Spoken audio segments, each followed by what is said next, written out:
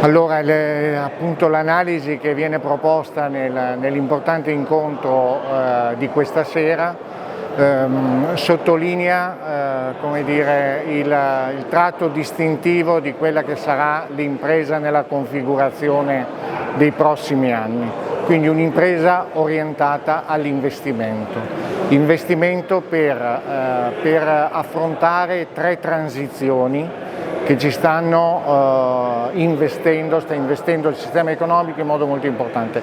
Transizione demografica, quindi carenza di lavoratori, transizione digitale e transizione green.